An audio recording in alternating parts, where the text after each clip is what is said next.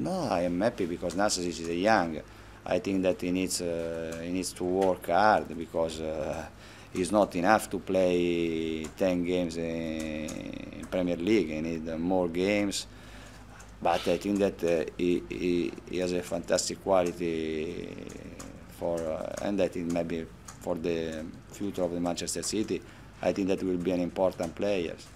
Also, when you say that, oh, we consider a lot of goals, but we consider a lot of goals in Champions League maybe.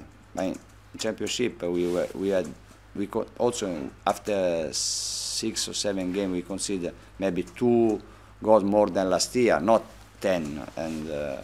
But it's clear in this moment we are working better, but this is also because all the team maybe work for in defensive phase. I think that Everton is difficult for every team because it's difficult for us, for Manchester United, for Chelsea. I think because every game that they play against top squad, they play very, very well. Every game, every match that we play against them, we had a problem. I think that tomorrow will be the same. I think that for the top team to beat Everton is difficult, and if you beat them only if you play a fantastic game, because they play always 100%.